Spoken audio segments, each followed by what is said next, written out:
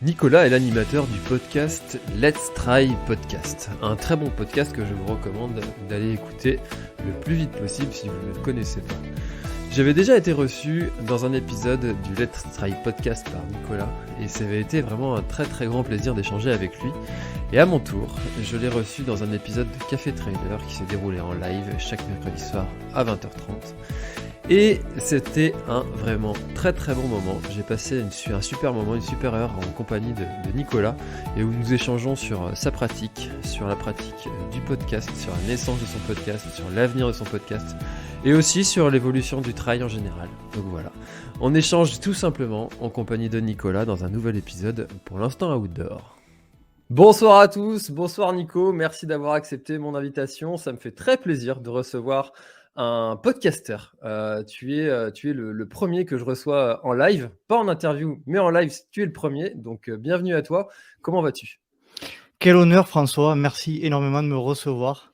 Et oui, un podcasteur dans la planète Trail, dans l'instant outdoor, c'est une première. Donc merci beaucoup, c'est un honneur effectivement que tu me fasses participer à ton émission. Et puis tu étais intervenu dans la mienne, donc c'est le juste retour des choses, j'ai envie de te dire, et ça me fait vraiment beaucoup plaisir, très plaisir. Ouais, c'est ça. Bah écoute, déjà moi ça m'avait fait très plaisir quand on avait échangé la toute première fois. C'est un exercice qui est pas facile hein, quand tu es habitué d'être du Je côté te du confirme. micro qui pose les questions. Euh, comment tu t'es d'ailleurs, tu as déjà participé à des interviews de ce côté-là?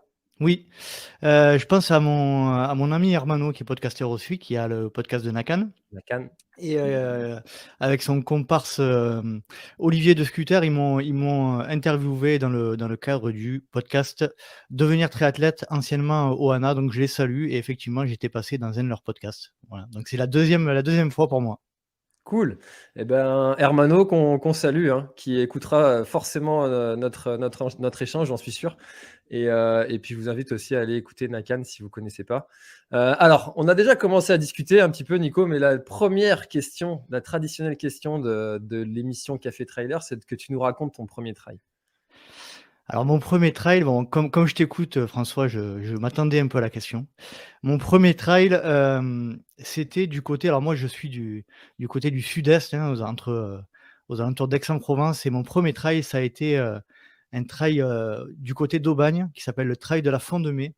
Et donc comme son nom, l'indique, au mois de mai, et puis, c'était un 21 kilomètres, il me semble, et je me suis lancé dans ce défi-là, avec mon frère, et ça a été une magnifique expérience parce que, on l'a fait ensemble, on a bouclé, le trail ensemble, et ça a été magnifique, et en fait, ce trail-là, il est organisé par un club qui s'appelle l'AMC Aubagne, et dans lequel il y a, des amis à moi qui sont Marine et Christian, et c'est en l'occurrence Christian qui est mon ancien chef, à l'époque où je travaillais en tant que salarié, et qui m'a mis au trail, et donc c'est avec lui que je me suis mis au trail, et c'est sur ce trail-là, donc le trail de la Font de Mai, que j'ai connu j'ai épinglé mon premier dossard, et c'était vraiment une chouette expérience. Trop bien. Un trail de 21 kilomètres. C'est ça, c'est ça. Voilà, donc il me semble avoir fait un petit trail, du côté de Manosque aussi, mais c'était plutôt une course nature. Donc vu que j'étais quand même assez sportif, quand je me suis mis au trail, voilà, c'était quand même moins important en termes de, c'était moins demandeur physiquement, mais là, c'est voilà, le vrai 1er trail que j'ai fait, c'était celui-là, quoi. C'était sur les Mmh. sentiers de Marcel Pagnol, pour ceux qui connaissent, du côté du Garlaban. Je sais pas comment tu fais toi pour retenir tous ces noms d'endroits, de lieux, de terrains. Moi, j'en suis incapable. À chaque fois, on me demande: «Alors, c'était comment le parcours?» Je dis: «Pff, je sais». Bah, c'était bien. C'était cool, il faisait beau, Ouais, et encore tu te rappelles même pas s'il faisait beau? c'est ça. C'est comme, quand, on a bah, d'ailleurs, tu as fait la Maxi Race récemment et j'étais Ouais. avec Steve, un ami qui écoutera aussi, le podcast, qui lui, me disait: «Tiens, ça, c'est le sommet de machin, ça, c'est le sommet de machin». Je dis: «Mais comment tu fais pour retenir?» Moi, j'ai du mal à retenir les noms de plages chez moi. C'est fabuleux. Bon, bref, tout ça pour dire et du coup, après ce premier trail, tu t'es dit quoi? C'est un sport de dingue? Comment ça a évolué? Et puis, tu t'es dit: «Faut que je recommence, faut que je remette un dossard» ou plutôt plus jamais? J'avoue que j'avais, avant de partir sur ce premier trail, j'avais un peu beaucoup l'appréhension même. Je m'étais, on va dire correctement préparé, mais bon, c'était 21 kilomètres et peut-être 1000 de dénivelé. Et puis j'ai tellement apprécié parce que je suis quand même quelqu'un qui aime faire les choses relativement bien, donc je m'étais préparé correctement, donc j'avais pas trop souffert et en fait ça a été le déclic. Derrière je me suis dit, voilà, je suis bien, je suis heureux dans ce sport, j'aime bien la mentalité, j'aime bien, alors moi je suis pas quelqu'un, initialement de très, très compétitif, hein, à dire vrai. Moi je suis, comme je le disais, j'aime bien maîtriser ce que je fais, j'aime bien prendre du plaisir et j'ai pas vraiment l'esprit de compétition mais après ce trail-là, ça a été quand même un sacré déclic dans le sens où je me suis dit: «C'est vraiment mon sport». J'ai fait beaucoup de foot étant gamin, jusqu'à une vingtaine d'années et je me suis mis au trail à peu près aux alentours de la trentaine et c'est après ce trail-là que je me suis dit vraiment: «C'est mon sport, c'est ce qui me convient, la nature, l'effort, voilà, le goût du sang dans la bouche, voilà, c'est ce qui m'a plu, c'est ce qui me plaît encore aujourd'hui». Mmh. C'est vrai que, il y a beaucoup de personnes comme ça, je trouve, qui, toi, tu l'as peut-être remarqué au fur et à mesure des échanges que tu as pu faire avec tes invités, qui ont connu, d'autres sports avant et qui, une fois passés au trail, heu n'ont plus jamais changé, alors après, on a peut-être aussi un regard biaisé parce qu'on interviewe des gens qui sont passionnés de trail, mais j'ai un peu ce sentiment-là qu'une fois qu'on y goûte, il y a ce sentiment de: «Je veux revivre ça», quoi».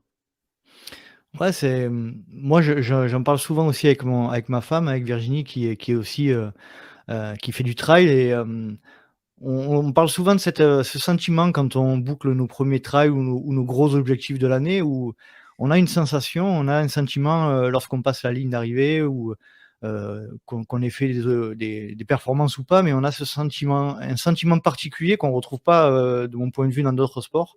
Alors c'est vrai qu'avec le foot, par exemple, notamment, c'est un sport hyper collectif, donc il y a certains matchs ou certaines compétitions où on a des souvenirs mémorables.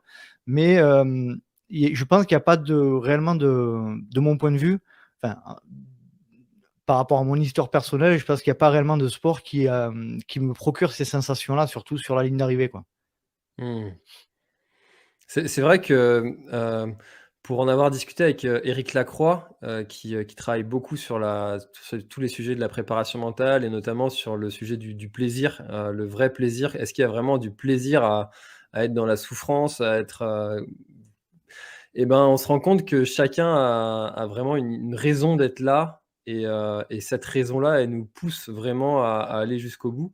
Toi, tu dirais que c'est quoi ta raison profonde de faire des trails et d'avoir mal?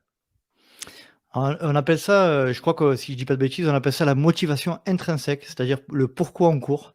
Motivation intrinsèque, c'est les raisons internes, intérieures à notre pratique. Heu, le définir comme ça, j'aurais un peu de mal. Hem, Comme je le disais, j'ai donc déjà, j'ai toujours été passionné de sport. J'ai toujours été passionné de compréhension du mécanisme du corps. J'ai toujours été passionné d'essayer d'arriver à ressentir certaines sensations, ça me fascine en fait et par le trail, ça m'a permis aussi d'expérimenter des états, des comment dire? Des sensations physiques que j'avais pas eu avant, que j'avais jamais eu et c'est vrai que c'est un sport qui me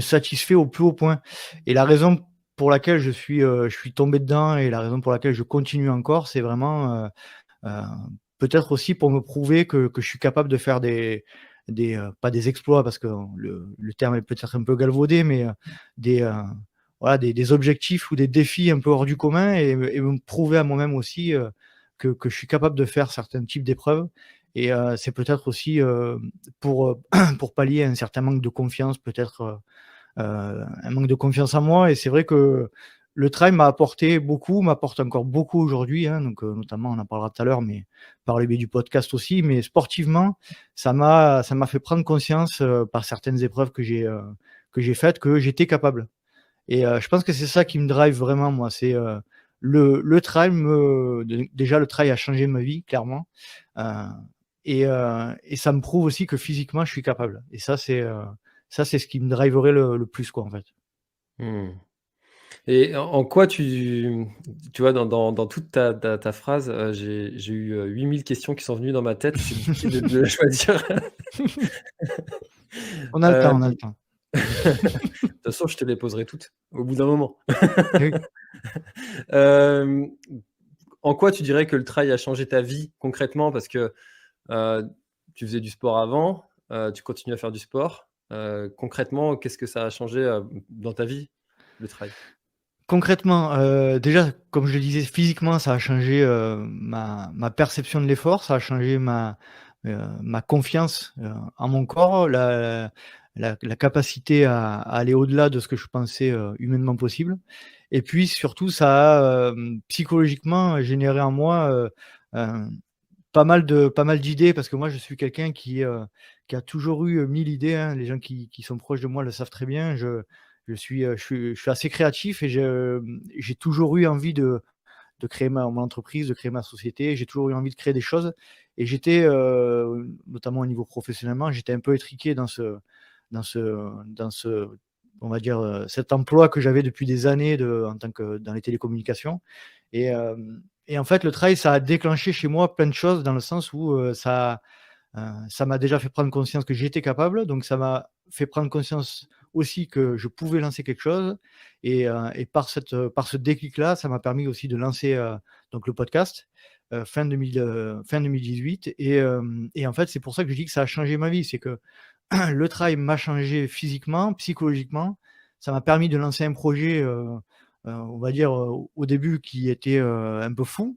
Et puis ça m'a fait prendre conscience aussi que, j'étais capable de lancer des projets qui fonctionnent. Et donc, c'est pour ça que je dis aujourd'hui, ça a changé ma vie, puisque d'ailleurs, je suis en pleine reconversion professionnelle. J'ai décidé de vivre de ma passion, qui est le sport.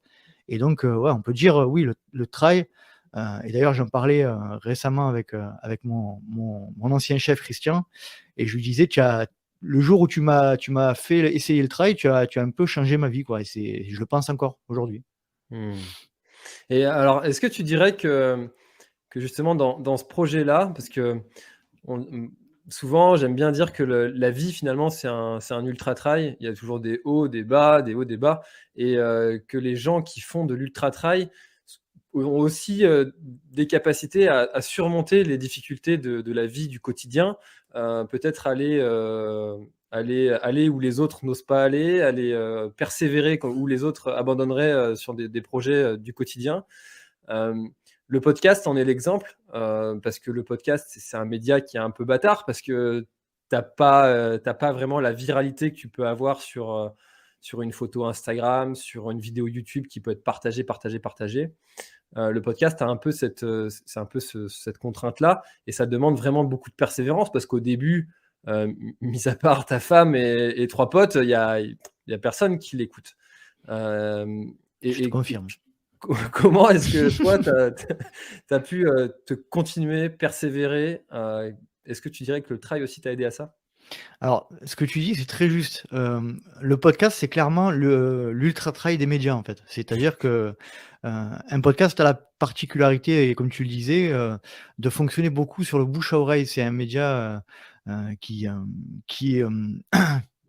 on conseille, les gens les conseillent, de personne en personne. Ça évolue comme ça, de cercle en cercle, un petit peu avec les réseaux sociaux, par les gens qu'on invite, et cetera. On agrandit un petit peu le scope, mais globalement, le podcast, c'est un média qui fonctionne avec le bouche à oreille. Et oui, oui, pour moi, c'est un ultra le podcast. Ça veut dire, déjà, on commence très bas, comme tu le disais. Et puis, alors moi, je suis quelqu'un qui a écouté beaucoup, d'autres podcasts, et notamment sur l'entrepreneuriat, et notamment sur l'entrepreneuriat dans le podcast. Donc c'est vrai que je me suis, heu, entre guillemets, aguerri à cet aspect, qui est de dire, le podcast, il faut de la patience. Il faut de la patience, il faut de la récurrence, il faut, sortir un épisode par semaine si possible. ça prend du temps et je pense notamment à Mathieu Stéphanie que je Mmh. cite souvent, hein, qui est un des premiers podcasteurs français, dans Génération Do It Do it Yourself, yourself. qui a des chiffres d'écoute absolument, stratosphériques et lui, dit souvent ce genre de conseil, hein. Le podcast, ça se construit, il faut le faire avec passion parce que sinon ça se sent et c'est au fur et à mesure qu'on crée sa communauté. Mais par contre, voilà, comme tu le disais, c'est pas une communauté YouTube, c'est pas une communauté, qui va exploser sur un buzz. C'est une communauté qui va grandir, hem, en étant attachée à son hôte, quoi, et ça, c'est une vraie particularité. Par contre, l'avantage aussi, c'est que le podcast, une fois qu'on crée sa communauté et qu'on arrive à proposer quelque chose de cohérent, et de cohérent dans l'approche, de cohérent en ce qui concerne la qualité, on arrive à quand même conserver, une vraie accroche avec sa communauté et ça, c'est quelque chose qu'on retrouve un peu moins, je pense, sur les autres médias. Mmh. Ah, je suis tout à fait d'accord avec ça. En fait, ça fait, vraiment effet boule de neige.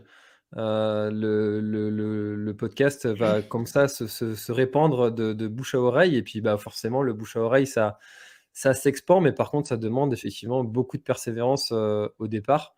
D'ailleurs dans ce milieu, moi je suis un peu un tricheur parce que je suis arrivé, avec déjà, une petite communauté. Donc, bah, bravo à toi, Merci.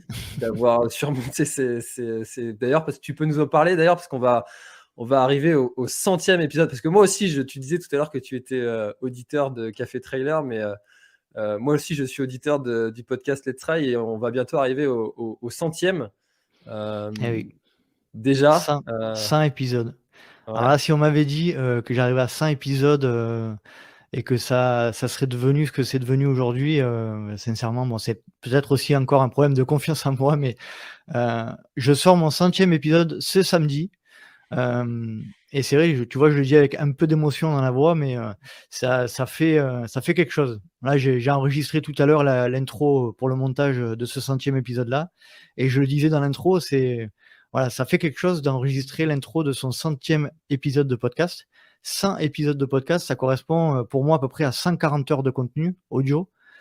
Donc voilà, c'est, c'est une belle évolution, c'est du boulot, tu le sais, hein?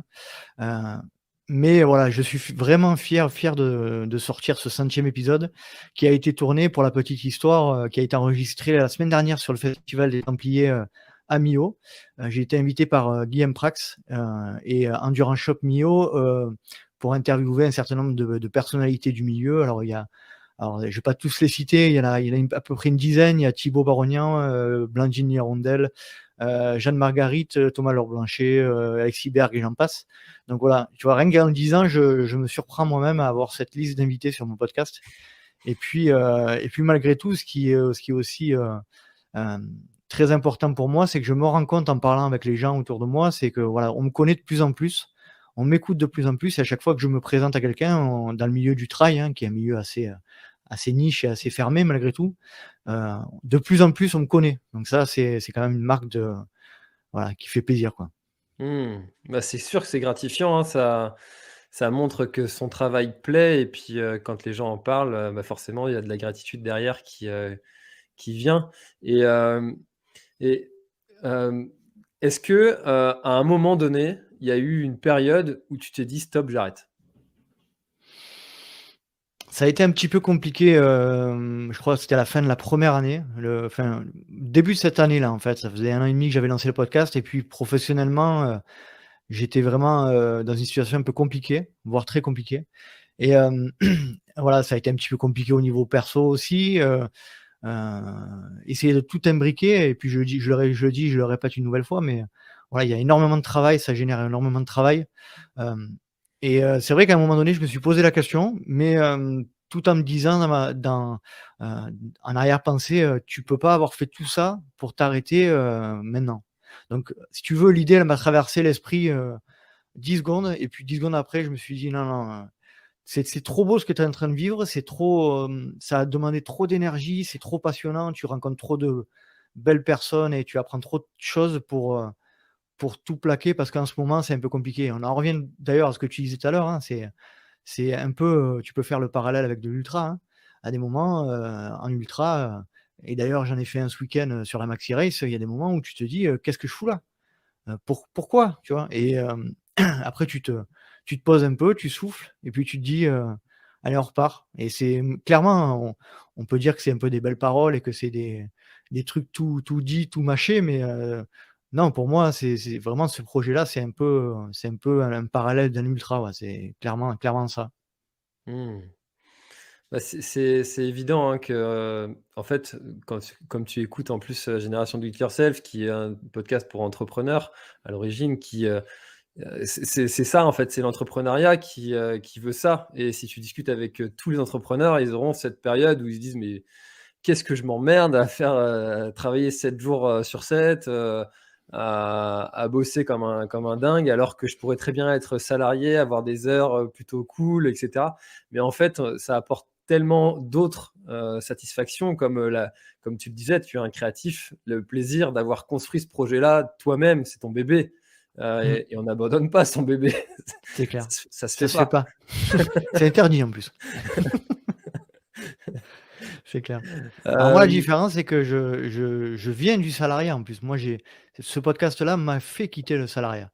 Donc c'est un peu la le chemin inverse, hein, ça a été une décision dure à prendre, mais tu sais quand tu arrives à un moment donné à la croisée des chemins dans ta vie, tu as 40 ans et tu te dis, «C'est le moment». Ça faisait des années que je voulais le faire, des années que j'en parlais à mon entourage, à mon frère, à ma femme, à mes amis, et voilà, c'était une décision à prendre, et le podcast m'a poussé à ça aussi, quoi. Donc oui, l'entrepreneuriat, c'est dur, c'est un chemin de croix, mais moi, j'ai envie de te dire, c'est que le début pour moi, je connais pas réellement, ce milieu-là. Je voilà, je suis en pleine reconversion professionnelle pour avoir d'autres activités en parallèle de ce podcast aussi. Parce que comme tu le sais aussi bien que moi, les podcasts ne font pas ne nourrissent pas un homme et encore moins une famille.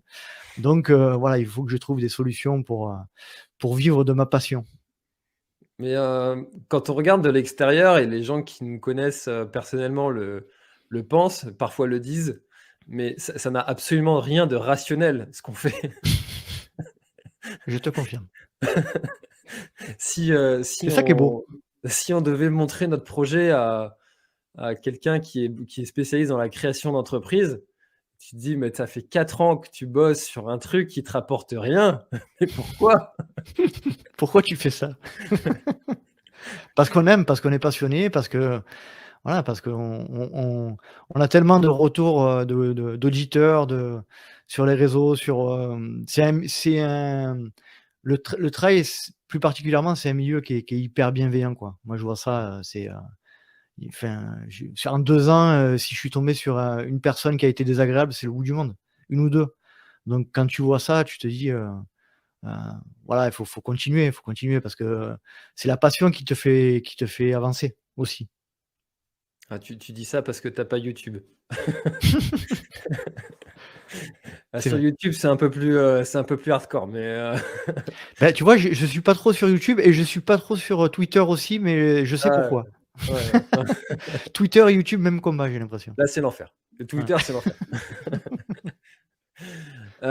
Bon, écoute, maintenant que tu es en plus passé à plein temps, j'imagine que tu as pensé à peut-être d'autres projets, d'autres types de contenus. Est-ce que tu as tu as déjà des choses qui sont en cours de développement comme ça pour accentuer le contenu? Alors, sujet, particulier. Moi, je me sens réellement, c'est un peu bizarre de dire ça, mais je me sens réellement podcasteur dans l'âme. C'est-à-dire que moi, le podcast, c'est une histoire d'amour pour moi, hein. C'est un média que j'ai connu en 2014-2015, à l'époque où il y en avait quasiment pas. J'écoutais des émissions en replay, des radios nationales sur des émissions de foot notamment, et c'est grâce à enfin, c'est à cette période-là que j'ai connu le podcast, et ensuite je me suis mis, pour améliorer mon anglais et un peu mon espagnol, à en écouter, aux États-Unis et en Angleterre, et à la période où j'ai commencé à faire du trail, c'est là aussi que j'ai écouté des podcasts en anglais, et puis, voilà quoi, le podcast, voilà, c'est une vraie histoire d'amour pour moi.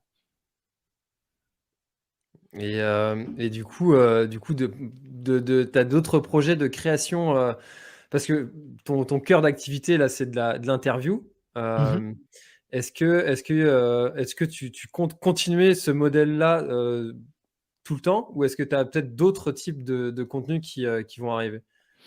Alors, je veux continuer ce type de format. Aujourd'hui, j'ai plusieurs types de formats sur mon podcast. J'ai le format interview, comme tu le disais. J'ai le format, plutôt conseil, hein, ce que tu proposes toi aujourd'hui, sur l'Insta Outdoor avec, un format sur lequel dans lequel je fais appel à des, à des coachs, à des podologues, des kinés et cetera, pour leur demander des conseils bien sûr en rapport avec le trail. Et puis, aujourd'hui, moi, ce que j'aimerais, c'est, de plus en plus, comme j'ai fait sur, le dernier UTMB ou le dernier, sur les Templiers là, développer de plus en plus les épisodes sur lesquels je me rends sur place, où j'essaie de prendre la température, où je balade un peu mon micro, au départ, à l'arrivée, pendant la course et cetera. Je crois que tu le fais aussi, pas mal. Donc voilà, c'est quelque chose que j'aimerais développer, de plus en plus, bien que ça demande quand même beaucoup de temps et d'énergie. Après, comme je disais tout à l'heure, moi, c'est le podcast, c'est mon média de cœur et j'ai un peu du mal à basculer un peu comme toi tu fais, hein, ce que tu fais d'ailleurs très bien, sur du live YouTube, on m'a parlé aussi beaucoup du live Twitch, qui fonctionne pas mal en ce moment. Alors c'est des formats qui me font envie, mais Heu, je suis persuadé que l'avenir du Let's Ride podcast, ça reste le podcast, heu, comme son nom l'indique et je veux pas trop m'en éloigner non plus parce que je veux être bon sur le podcast. Voilà, Mmh. c'est un vrai objectif. Ah, c'est en tout cas, moi je pense que c'est une très, très bonne stratégie d'être, bah, même en dehors de la stratégie, commerciale, hein, Mmh. de développer une bonne compétence très, très bien, et pas trop s'éparpiller non plus, et moi, si j'ai fait ça, c'est parce que je me cherchais un peu aussi, tu vois? Bien De sûr. chercher, Mmh. chercher quel type de contenu qui te plaise le plus et cetera. De Mmh. création qui te plaît le plus, tiens, j'aime bien la vidéo, je vais faire YouTube, tiens, j'aime bien écrire, tiens, je vais écrire des Mmh. articles. Je cherche je fais un peu tout. C'est pour Mmh. ça, mais quand une chose comme ça et que tu le fais bien et que tu prends beaucoup de plaisir à le faire, bah, en fait, il y a pas d'intérêt de vraiment changer, profondément de contenu, quoi.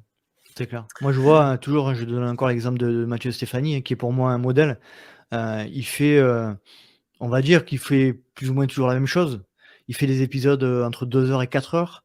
Alors tout le monde lui dit: «C'est trop long, c'est trop long, c'est trop long», mais n'empêche qu'il fait 300 000 écoutes par mois sur son podcast et ça fait qu'augmenter, ça fait que grandir et donc je me dis que voilà, si on propose du contenu intéressant, si, la communauté, est accrochée à nous et qu'on essaie un peu de se renouveler aussi, en ce qui concerne le format peut-être, mais aussi dans le ton, dans le voilà. Si on y trouve quelque chose d'intéressant, sans tourner toujours autour du même concept et du même ton et cetera, je pense que voilà, il y a avec le podcast, il y a moyen quand même de durer. Je pense qu'il y a moyen de vraiment de tenir sur la durée. Je suis Mmh. persuadé. Ouais, je suis assez de cet avis-là aussi, et puis ce qui est de magique avec, notre sport, c'est que, bah, des gens qui ont des histoires à raconter, il y en a des tonnes. Enfin, il y a pas assez de dates en fait pour caler tout le monde, quoi, Mmh, et du coup, on aura toujours du contenu à enregistrer, et ça, je trouve ça juste génial, quoi, de pouvoir se dire, potentiellement: «J'ai du contenu, des gens à interviewer, tout le temps», et puis en plus, tu dois peut-être l'avoir aussi en remarque, mais les auditeurs sont pas toujours en demande que d'athlètes élites, et des fois de se reconnaître dans les gens qui sont interviewés, bah, ça fait du bien aussi à entendre, et du coup de ce fait-là, des personnes avec qui on peut échanger, il y en a des dizaines et des dizaines et des centaines. alors moi, le la particularité du podcast, quand je l'ai lancé, c'est que c'était vraiment un axe fort, c'était que je voulais faire parler toute la communauté. Et c'est ce que j'ai fait dès le début puisque j'ai invité, des coureurs, inconnus, des gens du milieu, de milieu haut de fin de peloton et c'est vrai que ça plaît comme tu le dis, c'est bien d'entendre des élites, ça fait rêver, on a toujours envie d'entendre, d'où vient, Thibaut Barognan ou d'où vient, les Blandine Hirondelle ou Sylvain Cachard, ou Thomas Laure Blanchet, mais on a aussi envie d'entendre parler, je sais pas moi, Patricia qui termine, 852e sur le trail, de Roquefort-la-Bédoule, tu vois? Et ça, c'est vrai que c'est quelque chose qui revient très souvent, mais pour le coup, moi, voilà, dès le début, c'était un axe fort et par contre, en étant tout à fait transparent, c'est quelque chose que j'ai un peu de plus en plus de mal à faire. Parce que c'est pas évident de trouver les bons profils aussi, qui ont vraiment, comment dire? Des histoires à raconter. Il faut que ce soit quand même malgré tout, que ça ait un intérêt, à écouter, hein. Il faut que la personne ait une histoire à raconter et cetera. Donc, ça oui, ça c'est un axe que voilà, qu'il faudrait que je réfléchisse pour y revenir un peu plus. C'est vrai que ces derniers temps, j'ai eu peut-être un peu trop tendance à partir sur des athlètes élites ou des épisodes un peu plus conseils et c'est vrai que, voilà, je remarque cette «dérive», hein, entre guillemets, de mon podcast aujourd'hui et justement par le biais d'aller sur les événements, en baladant un peu mon micro avant les départs et tout, j'ai l'impression de renouer un peu plus avec les coureurs, de milieu de peloton et de fin de peloton, hein, ou les non élites, on va dire. Mmh. Tu as toujours enregistré des épisodes en présentiel? C'est-à-dire en En direct, en fait, pas comme on est en train de faire là. Là, on est en train de faire le en ligne, mais en Oui, oui, oui. J'en ai fait, quelques-uns, surtout avec des gens qui étaient de ma région, hein. Je pense à Lily Running, je pense à François, du Trail de la Galinette. C'est des épisodes qu'on a enregistrés, ensemble, en face à face. Moi, c'est vrai que c'est ce que j'aimerais, faire, de plus en plus, hein, parce que c'est clairement pas pareil. Alors aujourd'hui, avec la technologie qu'on a, on a quand même, tout ce qu'il faut pour bien échanger, pour bien voir les réactions des gens et tout, mais il y a quand même une sensation qu'on a moins, quand on est à distance. Quand on est en présentiel, on voit, le regard vraiment, les yeux briller, voilà, on voit plus de choses et ça, c'est vrai que c'est quelque chose qui est, vraiment appréciable quand on fait une interview en face à face, quoi. mmh. Ça, c'est un truc que j'ai constaté parce que le café trailer, son origine, c'est quand même le confinement et c'est quelque chose que j'ai fait suite à ça et je me suis mis au présentiel après, tu vois? Mmh. Et je trouve que ça apporte vraiment autre chose. Il y a un vrai échange, plus profond, je trouve, vraiment bah, de toute façon, enfin, c'est l'être humain, on a besoin de relations sociales concrètes. C'est même si on travaille sur des médias digitaux, rien n'empêche la rencontre avec les gens. Quand on le voit avec le bonheur qu'ont les gens de se retrouver sur les différents trails. Hem et sous ça, je trouve ça super que tu développes aussi tu sais, les petits micro-trottoirs, Mmh. les interviews en présence, sur des événements et tout ça et je pense que ça, c'est du contenu qui va beaucoup plaire. Donc je suis content de l'entendre. Ouais, ouais et clairement, s'il y avait pas eu la technologie, enfin, s'il y avait pas eu Zoom, s'il y avait pas eu, Skype et autres, le Let's Try podcast n'existerait même pas, hein et toi, je pense que la planète Trail non plus donc on va pas cracher sur, voilà, on va pas jeter le bébé avec l'eau du bain mais c'est vrai que, voilà, moi, je préfère clairement les épisodes en présentiel, ouais, c'est clair. Bien sûr. Alors, j'aimerais qu'on parle aussi d'un projet, que tu as en ce moment qui est, on le voit, on le distingue un petit peu à l'écran, voilà. Tu t'es lancé dans le sportwear, qui va un petit peu en complément du podcast. Est-ce que tu peux nous parler de ce projet et pourquoi l'avoir lancé? Alors, comme je te disais tout à l'heure, je suis quelqu'un qui a 1000 idées à la seconde et j'ai toujours eu envie, moi je suis un passionné de sapes, hein, de fringues et voilà, j'ai en tête quelques marques, sportwear et streetwear comme nos amis de Picture, comme nos amis, voilà, enfin différentes marques qui m'ont beaucoup inspiré comme Opal et cetera et c'est vrai que ça fait, quelques années qu'avec mon ami Thomas, on pensait à ça. Et puis je me suis dit un jour pourquoi pas se lancer. Alors aujourd'hui on en est au stade du prototype. Donc là ça c'est un prototype. Il n'est pas encore disponible et c'est vrai qu'on on a mis ça en place. On a créé le logo, on a créé toute l'identité. La marque s'appelle Hopic. HOPIC et on est en train d'avancer sur les sites internet, on est en train d'avancer, mais on se prend pas trop la tête non plus, on avance naturellement. On proposera certainement dans les mois à venir une précommande sur 2 modèles de t-shirts pour lancer un petit peu la marque et puis pour voir s'il y a une vraie traction, s'il y a une potentielle traction sur cette marque-là. Et puis pourquoi pas lancer encore une autre aventure, grâce aussi peut-être à la communauté du podcast, hein, qui nous suivra peut-être.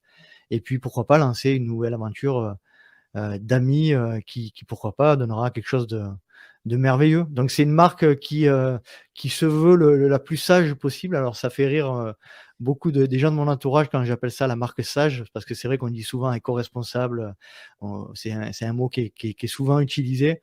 Nous on la veut sage, voilà.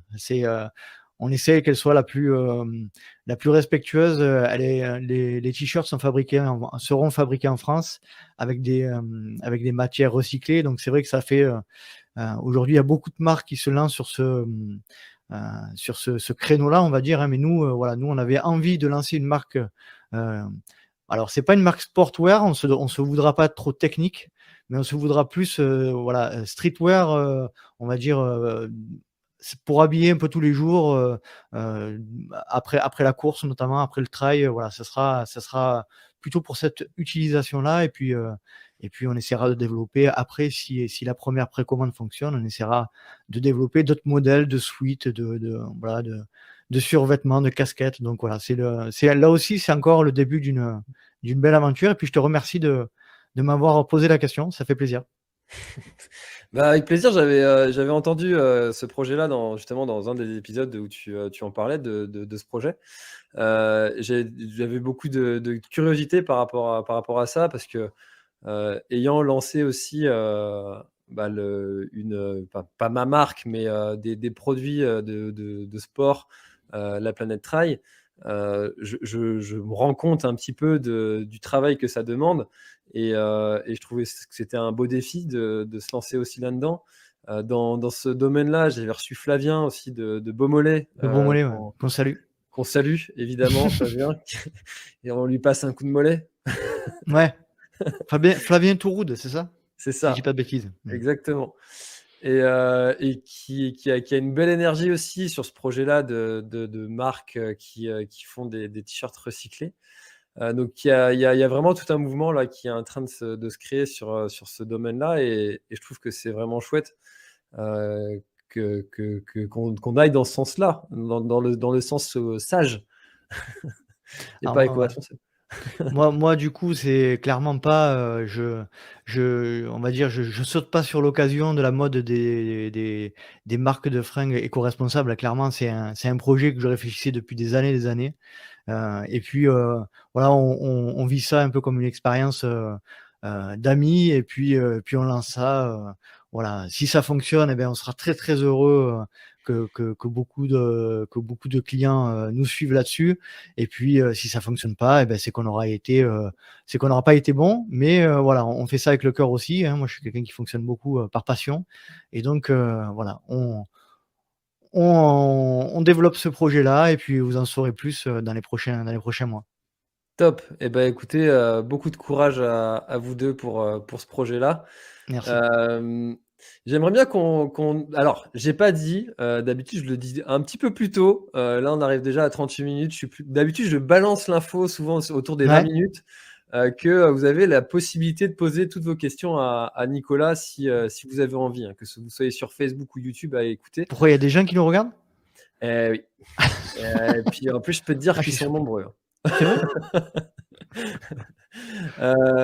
Et oui, c'est pour ça qu'il faut faire très attention à ce qu'on dit. On est Oui. Ah écouté. mais là, tu me mets la pression du coup.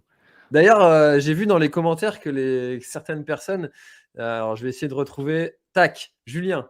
Julien, vous êtes 2 personnes qui m'accompagnent chaque jour au trajet sur le boulot. Vos voix semblent tellement familières, ça me fait drôle de voir vos têtes. Tu vois? Et alors, il est déçu Julien ou pas? J'espère qu'on te déçoit pas trop, Julien, hein. Ouais. On s'est apprêté en Pour plus pour, la tête, Julien, pour la tête, on pourra pas changer, désolé. alors ouais, n'hésitez surtout pas à poser vos questions à Nicolas, que ce soit sur, le podcast, sur sa marque, sur ce que vous voulez. Voilà. Il y a ton frangin aussi qui est là. Oh! C'est pas vrai, le Et oui, frérot. le frérot. J'ai Heu, j'ai pas eu l'occasion de voir le commentaire s'afficher. Ah ah, voilà. je l'ai enlevé tout de suite, mince. Mon frérot, je t'attrape au vol, c'est top de te voir dans un autre podcast. Hermano nous a dit dans un bin que tu étais dans la planète Trail. Gros bisous, bonjour à François. Salut mon frérot. Ouais, On te ça fait salue plaisir. Fabrice. Salut frérot, salut Armano et salut à tous les Patreons. Les Surtout. Patreons, c'est ma communauté, de soutien, sur Patreon et voilà, ils sont top, je les salue. Eh beh, oui, hein, c'est en partie grâce à eux que le projet, du podcast a été viable. Mmh, Donc, c'est toujours très gratifiant quand, bah, des personnes mettent, quelques euros comme ça par mois pour soutenir un projet. c'est clair. Même si on pourrait en parler, c'est pas vraiment dans la mentalité française, ce type d'action, mais ça commence à venir. Ça commence à venir, on voit certaines personnalités, hein, on pense à notre ami Hugo, hein, qui a développé une très, très belle communauté Patreon et je suis très, très content pour lui, mais aussi très envieux, je je dois avouer. Mais non, c'est comme tu dis, c'est quand même hallucinant de voir que ton travail peut générer, des de tels élans de générosité, alors, c'est vrai que c'est touchant. Voilà, c'est touchant. Parce que, il est vrai, on le dit pas assez, hein, mais le podcast, c'est un média qui est quand même, dur pour ça. Tout est gratuit, plus ou moins. Heu, on propose du contenu, les gens écoutent et ils ont pas la nécessité de payer un abonnement, hormis sur les plateformes, on va dire Spotify, Deezer et cetera. Mais, voilà, c'est un média qui sent quand même bien le gratuit et ça fait plaisir quand on voit, certaines personnes, qui apprécient notre travail, heu voilà, donner quelques euros par mois, c'est énorme, quoi. Et alors, il me semble que toi aussi, de ton côté, tu as lancé la tienne, donc tu dois voir à peu près de quoi je parle. Ouais, bien sûr, c'est toujours hyper gratifiant et puis souvent en plus ce que je dis, c'est que c'est comme si vous me payiez un café, tu vois? De Mmh, payer 3 euros par mois pour ça, voilà, c'est toujours hyper gratifiant en fait quand les gens t'offrent un café, pour tout le contenu que tu peux leur partager. Hem et Voilà, après toi, tu le développes beaucoup plus que moi et puis, parce que, aussi moi j'ai un peu moins le temps mmh. Non, d'être bien un peu sûr. partout et c'est Mmh. compliqué de développer ça aussi. Parce que c'est aussi un travail de développer un Patreon. On l'oublie, mais, enfin, ou les gens ne le savent peut-être pas, mais c'est aussi du temps à passer à développer ça. Parce qu'il faut en parler, il faut l'animer, il faut, Mmh. enfin bref, il y a encore Faut beaucoup de donner choses à du faire. contenu aussi parce qu'on voit les Patreons qui fonctionnent aujourd'hui, c'est les Patreons, sur lesquels il y a du contenu, qui sort un peu du lot. Moi, ce que j'essaie de faire, c'est que j'essaie de faire, par exemple, quand je fais des sorties d'entraînement ou des courses ou des ultra enfin des beaux objectifs, j'essaie de filmer, avec la GoPro et puis voilà, de faire un petit film et de leur proposer ça, uniquement à eux parce que pour qu'ils aient vraiment un intérêt à me soutenir aussi. Parce que c'est vrai que, enfin, voilà, leur geste de générosité, doit avoir aussi quand même un retour sur investissement. Donc moi, ma communauté, ils ont les épisodes un peu en avance et puis du coup, ça me permet, comme je disais là dans le 100e épisode, que vous allez entendre samedi, ça me permet aussi de manière un petit peu égoïste, d'avoir un retour, s'il y a des soucis techniques sur le montage de l'épisode et cetera. Donc tu vois, c'est un peu un échange de bons procédés entre eux et nous et puis on a une vraie communauté, qui est en place, hyper bienveillante, où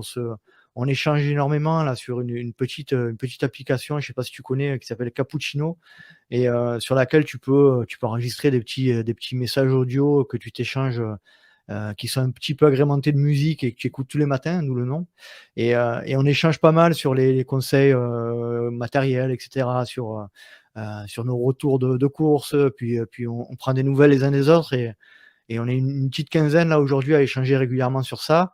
C'est Bertrand Soulier qui m'avait Mmh. inspiré là-dessus, qui avait lancé le sien. sur lequel il y a Hermano aussi. Et donc c'est vrai que c'est une très très belle communauté. Et puis il m'apporte énormément. C'est vraiment chouette. Il est partout, ce Hermano. Il est partout. Super. Eh ben, écoutez, Patreonnez, les amis. Je sais pas trop comment on dit, mais Nico, j'aimerais bien qu'on parle de ton dernier défi. Et d'ailleurs, je suis pas le seul à vouloir ça parce qu'il y a Guillaume qui te pose la question de savoir si tu t'es bien remis de la Maxi Race. Tu as participé à la Maxi Race d'Annecy ce week-end, et qui est une très très belle course que j'ai eu l'occasion de faire en off. Comment est-ce que tu l'as trouvé? Parce que toi, d'habitude, si je me trompe pas, tu es plutôt adepte des courses plus courtes. Comment est-ce que tu l'as vécu cette course? Alors moi, je suis adepte des courses qui sont entre, on va dire 30 et 50 kilomètres. J'avais fait les Templiers une fois, mais c'est vrai que globalement, voilà, je suis quand même quelqu'un qui s'épanouit sur des formats un peu plus courts.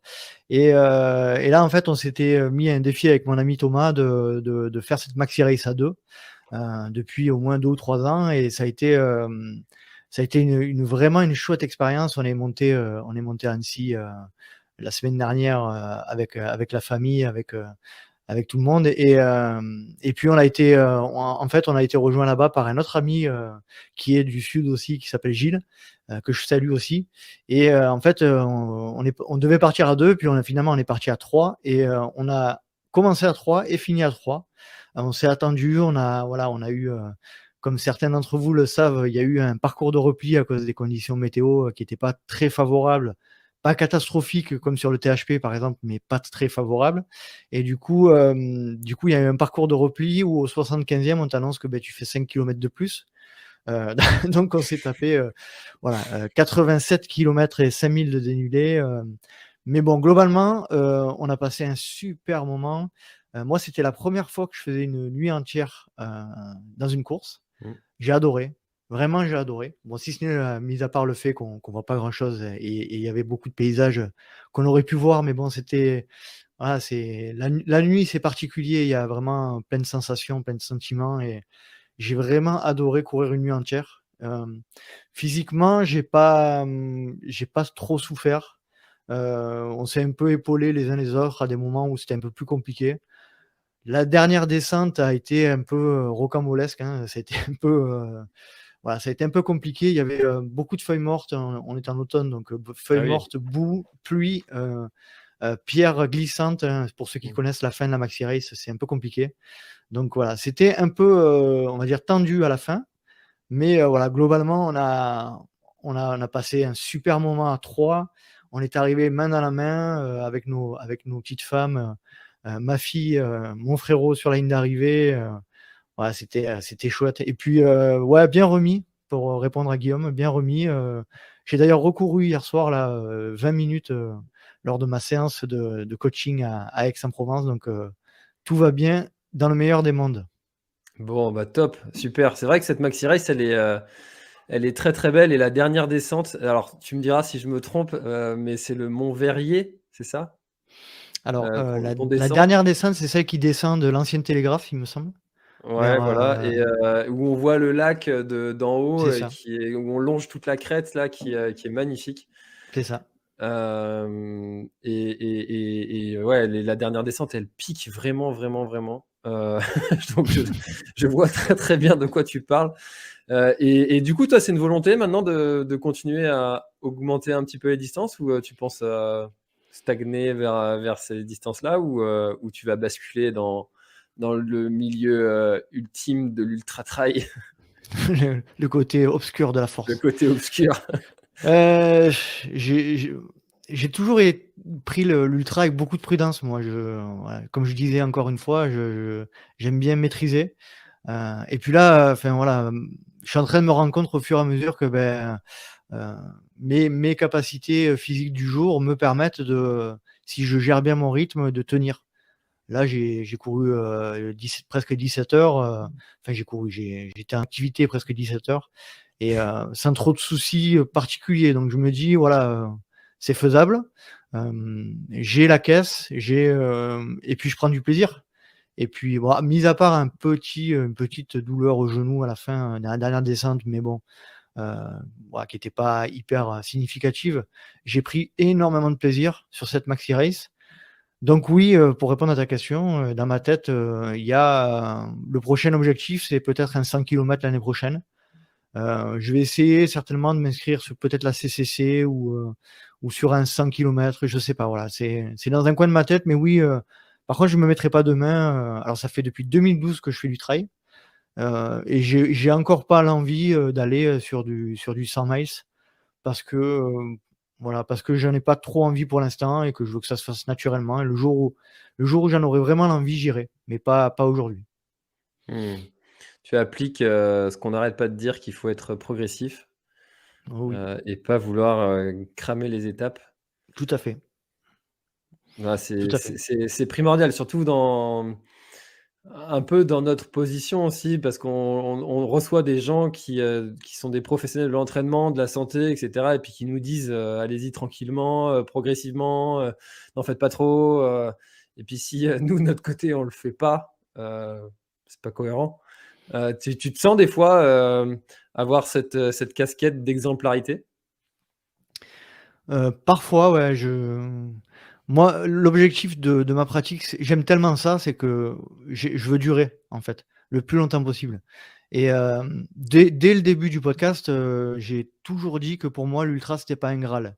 C'était pas la chose ultime à faire, que pour moi, alors je vais peut-être choquer des gens, mais c'est que personnel, hein, mais faire un UTMB au bout de 2 ans de trail, pour moi, c'est pas cohérent, c'est pas raisonnable. Après voilà, Heu, chacun fait ce qu'il veut, mais c'est pas ma vision du trail. Moi, ma vision du trail, c'est, prendre les étapes les unes après les autres, acquérir de l'expérience parce qu'il y a pas que l'expérience physique, hein, toi aussi tu le sais, hein, il y a tout un tas de paramètres, l'hydratation, l'alimentation, la gestion de l'effort. Après quand tu passes dans l'ultra, il y a la gestion du sommeil, il y a tout un tas de paramètres qui font que, beh, c'est pas des choses que tu peux apprendre, en faisant 2 fois 100 kilomètres ou, 1 fois 50 et 1 fois 100 kilomètres. Donc c'est des choses que j'apprends au fur et à mesure et effectivement, cette notion d'exemplarité, oui, c'est quelque chose qui compte beaucoup pour moi et j'ai vraiment envie de faire passer le message, par le biais du podcast, un peu comme ce que tu fais aussi. Heu et par le biais de notamment Pascal Balducci, avec son fameux leitmotiv, «Courir moins pour courir mieux». Mmh. Voilà, c'est des notions qui me parlent parce que, quand on aime le trail, quand on est passionné de trail et enfin moi je vis ça, hein, depuis 2012, heu, l'idée c'est vraiment de durer le plus longtemps possible. Et pour durer le plus longtemps possible, il faut intellectualiser pour moi, hein, alors il faudra qu'on parle de ce sujet-là parce que toi et moi, on n'est pas trop d'accord là-dessus, notamment quand tu parles d'ingénieur du trail. Je diverse comment dire? Je diverge un peu de ton opinion là-dessus. Mais, pour moi, il faut intellectualiser la pratique parce que si on n'intellectualise pas et qu'on la fait, de manière trop impulsive, heu, tu le sais aussi, on a beaucoup de gens qui se lancent des objectifs pas forcément, sur des bases intrinsèques, mais, par, comment dire? Des composantes, extérieures avec des amis, avec voilà, des défis un peu d'ego, de tout ça. Donc voilà, il faut faire attention de pas pour moi, hein, je donne aucune leçon, mais il faut faire attention de pas se lancer des défis pour des mauvaises raisons. Et moi, ça c'est, si je me lance dans un défi, tout à l'heure, je disais qu'avec Thomas, on s'était, lancé le défi de faire cette maxi race à 2. Mais bon, c'est un défi qui est quand même, pour moi, atteignable, dans nos niveaux de conditions physiques et c'est un défi qui est réfléchi, qui a été préparé sur plusieurs mois donc voilà, j'irai pas me faire la diagonale des fous, parce qu'on m'a dit, «On se lance le défi, l'année prochaine». Voilà, c'est pas ma vision, Mmh. mais bon, Non, mais c'est, en tout cas, c'est une vision, encore une fois, qui va avec, la marque des t-shirts, hein, c'est sage. c'est ça, c'est sage, tout à fait, Ah, tout à fait. alors que ça pourrait être tellement tentant, en fait, d'aller directement vers les distances ultimes, de chaque organisation, enfin, quand je dis ultime, c'est en termes de distance, évidemment. Parce que et je trouve ça très bien, qu'il y ait des organisateurs comme les Golden Trail Series qui mettent en avant des trails au format plus court, et qui arrivent à réunir, un pôle d'athlètes d'élite fabuleux qui rendent un spectacle juste génial à voir et qui se soit pas lancé sur un énième championnat d'ultra au monde. Donc on voit aussi cette tendance-là qui peut-être aussi au raccourcissement et puis peut-être aux gens qui n'ont pas forcément envie d'aller sur des distances très très longues et c'est très bien pour eux. S'ils n'ont pas envie, ils y vont pas. Donc j'ai l'impression qu'il y a cet équilibre qui est en train de se faire et qu'il y a peut-être un peu moins ce Graal Mmh. qui est d'ultra, je sais pas. Je te Enfin, confirme. Moi, je ouais. le vois, hein, enfin, je l'entends surtout, après 100 épisodes, voilà et quand tu entends parler les jeunes comme Jeanne Marguerite, comme, Yoann Beaujard ou Sylvain Cachard, c'est des jeunes qui te disent clairement que pour eux, les meilleurs coureurs du monde sont actuellement sur le Golden donc voilà, ils ont plus, c'est plus un sport de entre guillemets sans être péjoratif, hein, de vieux. L'ultra, le 100 miles, c'est plus le Graal ultime. Le trail, c'est devenu autre chose aujourd'hui. Ça s'est hyper diversifié. Alors avec, un peu voilà les peut-être les problématiques qui viennent se coller à ça, c'est-à-dire, un peu plus d'argent, mais bon, d'un autre côté, ça peut être pas plus mal aussi. Et du coup, voilà avant clairement le trail c'était, tu étais un vrai trailer si tu faisais un 100 miles ou si tu faisais, la Diag ou si tu faisais l'UTMB. Aujourd'hui, il y a tout un tas de gens, et notamment des jeunes qui vivent très bien sans faire de l'ultra et qui s'éclatent sur des formats plus courts. Moi, quand je pense à un Thibaut Barognan, le mec, c'est une machine sur des formats de 42 kilomètres et il s'éclate. Ça c'est bien parce que ça crée de la diversité. Aujourd'hui, il y en a pour tout le monde. Les niveaux sont relevés quand on voit l'UTMB 2021. Sur tous les formats de course, il y a eu des gros plateaux. Voilà, c'est comme ça, moi, que je vois le trail, c'est dans la diversité et c'est pas en allant chercher obligatoirement le 100 miles ou l'ultra, quoi. Et ben ça fait du bien à entendre. C'est un Bah, point de c'est vue vrai, hein. personnel, hein, Non, après, non, hein. mais on est totalement alignés là-dessus. Alors, même si personnellement, moi, j'ai un attrait pour l'ultra parce que c'est dans l'ultra que, en plus, en étant asthmatique, tu vois, je peux pas aller faire des courtes distances. Tout de suite, Mmh. au niveau du souffle, ça sature. Et en plus, là, par chance, c'est vers l'ultra que ça me procure des sensations que je trouve pas dans des trails courts. Mais n'empêche que ça m'éclate et je vibre à chaque fois que je vois comme tu disais, Thibaut qu'on salue, qui cavale à pleine balle dans des pentes, dans des descentes, sur des crêtes. Voilà, ça m'éclate de pouvoir voir ça et je suis admiratif de ça. Voilà, et c'est ça que permet le trail, justement, cette diversité de pratiques, de coureurs, de différentes envies, avec des coureurs qui vont juste aller courir comme ça le dimanche entre amis, et puis moi, ce que j'appelle les ingénieurs du trail, ceux qui mesurent tout, qui calculent tout, qui regardent tout, qui paf, paf, paf, paf, paf, Mmh. tout est calibré, et voilà, et c'est OK, c'est OK. Chacun peut s'éclater dans ce sport. C'est ça qui est bien, c'est on peut avoir tout type de pratique, tout type de format, tout type d'approche aussi, hein. Il y en a qui vont avoir une approche plutôt basée sur l'expérience, ils vont expérimenter, ils vont se rendre compte que: «Ah là, ça coince un peu, c'est pas bon», donc de manière plutôt empirique. Il y en a qui vont intellectualiser beaucoup en lisant, en se renseignant, voilà et vraiment moi, c'est ça qui me passionne dans ce milieu, c'est que, c'est pour moi le sport, hormis que ce soit le sport le plus stylé de l'univers, on salue Robin, Robin? et Marion des genoux dans le gif. C'est le sport, pour moi le plus complexe, le plus complet, et là où chacun peut vraiment trouver ce qu'il a envie, ce qu'il cherche quoi et ça c'est vraiment le top. Mmh. Alors justement, tu en parlais un petit peu du coup des travers que ça peut amener. Hem, Est-ce que tu penses que l'évolution du trail va avoir encore plus de travers, et est-ce qu'il y en a qui toi te dérangent? Ouh là, sujet sensible. On peut passer à une autre question? Non, je déconne. Next, next. Non, mais en fait, il y a pas il y a la vérité, elle est toujours au milieu, hein. Enfin, pour moi, avoir des idées tranchées sur ces sujets-là, ça fait pas avancer le débat non plus. On peut pas dire que pour moi, clairement, le souci, c'est que le trail, ce qu'on imagine les valeurs du trail, ne sont clairement pas, les mêmes valeurs que ceux, qu'on peut trouver dans le milieu capitaliste notamment. Le trail, c'est la nature, c'est la liberté, voilà, c'est tout sauf le sport business.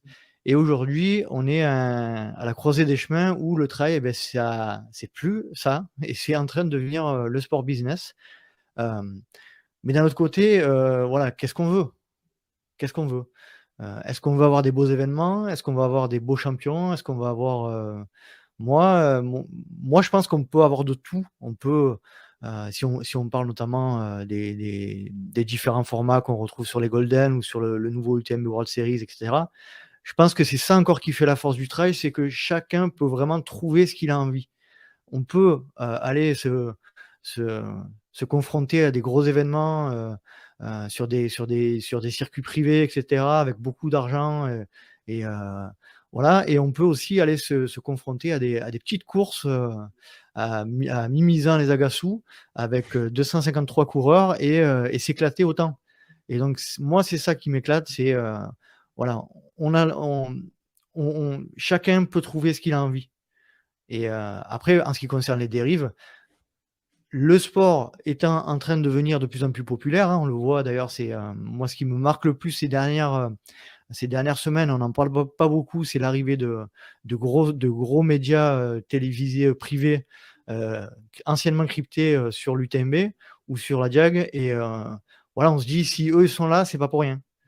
C'est qu'il y a un réel changement, voilà, c'est qu'il y a un réel intérêt, c'est que, hem voilà, pour moi, c'est pas fini. La démocratisation du travail ne fait que commencer et il va falloir, et c'est là où je suis un peu plus prudent, il va falloir essayer de conserver les valeurs. Alors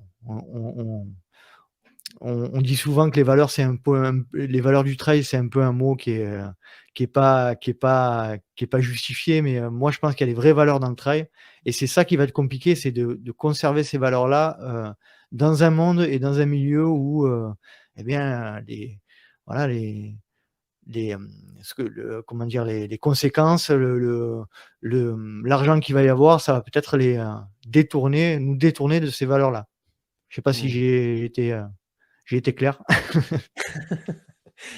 Bah, en tout cas, c'est vrai que c'est un sujet dont on pourrait parler pendant longtemps et je suis assez aligné avec ça et puis, on peut prendre, l'exemple de Catherine Poletti qui dit alors, je la citerai peut-être pas au mot près, mais qui dit qu'en tout cas les coureurs qui viennent, là ou pas, ils ont la chance, de pouvoir venir ou pas, d'avoir le choix de venir ou pas Mmh. et que tu as tellement de gens qui n'ont même pas ce choix-là, Tout à fait. parce qu'ils ont pas les moyens, parce que moyens matériels, santé, tout le type de moyens qu'on a, hem et que finalement de râler, sur, l'existence de ce type d'événement, bah, c'est un problème de riches, et de toute façon le trail c'est un sport de riches blancs qui s'emmerdent. Ou qui a besoin de se dépenser. C'est ça et puis en plus de critiquer ça, il y a juste à ne pas y aller et parce que si ça ne nous correspond pas, on n'y va pas et voilà. Bon, ça c'est pour les grandes courses et puis après pour la question heu, de l'esprit trail comme on dit, je pense que ça va avoir une tendance un petit peu à se lisser cet esprit trail parce que forcément avec le développement et bah, plus il y a de gens, plus ça représente la société. Heu, donc forcément, ça représente moins une petite communauté. Donc il y a forcément un esprit qui se dilue un peu mais je pense vraiment quand même que le cœur, de l'esprit du sport va rester et que s'il ne reste pas, le sport mourra, vraiment. Ça va décroître, l'engouement parce qu'on retrouvera plus en fait ce qu'on était venu chercher. Donc je suis comme toi, j'espère que ça va pas décroître. Il y a dans le milieu du trail, notamment des élites, il y a quelque chose qui revient souvent, c'est le VTT. Mmh. Le monde du VTT, c'est, ce qui fait peur aux trailers aujourd'hui, notamment les trailers élites. Et j'en parlais d'ailleurs dans un épisode avec Greg Vollet. Greg Vollet.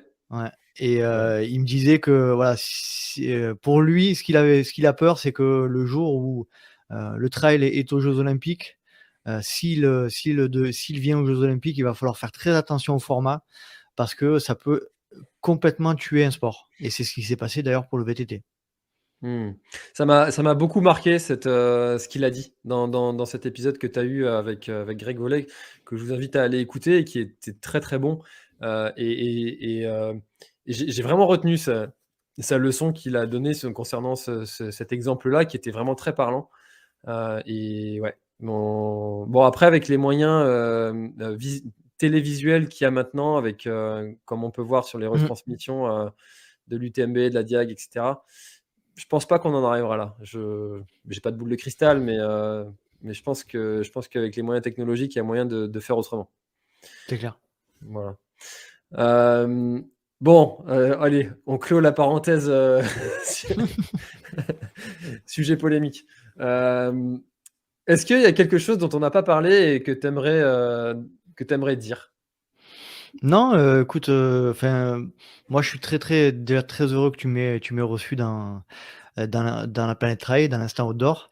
Donc c'est voilà, je tiens à dire quand même qu'il y a une très, très chouette communauté de podcasteurs, sport, trail, je pense à Bertrand, je pense à Hermano, je pense à Maud et Fred, je pense, voilà, à Seb aussi, à Kylian, voilà, tout un tas de personnes là, de podcasteurs qui s'entraident, voilà, on a l'impression d'être un peu les trailblazers là, ceux qui ouvrent un peu les sentiers là du podcast en France, dans le milieu du trail et on a un peu, un sentiment de communauté. Je sais pas ce que tu en penses toi, François? Bah, je l'afficherai pas parce que j'ai pas envie de l'afficher, mais il y a un commentaire qui dit, «Dis pas ça, il va prendre ta place». Hem C'est-à-dire? et Bah, tout à l'heure, quand on parlait de d'autres types de contenus que tu pensais faire et Ah! cetera, et en fait, on en a déjà parlé tous les 2 de ça et il y a de la place, en fait, pour tout le monde, pour écouter, d'autres types de contenus et puis moi, je trouve ça hyper bien, hyper valorisant, hyper, aussi ça te fait progresser soi-même, en fait, quand on voit, d'autres personnes qui créent du contenu, faire des choses auxquelles on n'avait pas pensé, puis on se dit: «Ah mais c'est génial ça, purée, c'était une super idée, bah, tiens, s'il a fait ça sur les Templiers, moi je pourrais peut-être aller faire ça sur Mmh. la Diag», tu vois? Ce type de truc et puis en fait, bah, comme on n'est pas beaucoup, et bah, il y a de la place pour tout le monde et je trouve ça génial et puis comme tu dis, en plus, on s'entend tous, très bien. Enfin, il y a et ça, je trouve ça aussi génial. C'est pas pour rien, en fait, aussi qu'on s'invite puisque si on avait peur mutuellement les uns des autres, enfin, moi, j'ai reçu Maud et Fred, j'ai reçu Bertrand Soulier, maintenant je te reçois, il y en a d'autres qui sont en programmation, et ça, c'est génial aussi mais ça se fait je pense pas que ce soit le trail qui veut ça, ça se fait dans pratiquement tous les milieux du podcast. Qu'est-ce que tu en Mmh. penses? Ouais, alors moi, c'est encore une fois, vous allez dire que je fais un blocage sur Mathieu Stéphanie, mais c'est lui qui m'avait un peu ouvert l'esprit sur ces sujets-là en disant: «Le podcast, on n'a pas les moyens, nous podcasteurs de se faire la guerre». En gros, on n'est pas un média assez, massif pour être en concurrence, en fait. On ne peut que céder et puis c'est le cas aujourd'hui, donc c'est cool, c'est cool. Ouais, non, c'est sûr, moi je et puis même sur YouTube, il y a encore plus de concurrence que, sur le podcast.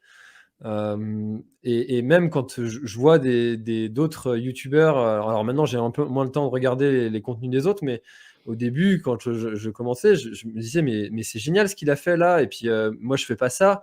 Ah mais faudrait que» du coup ça t'incite en fait à augmenter la qualité de ce que tu produis toi-même Mmh.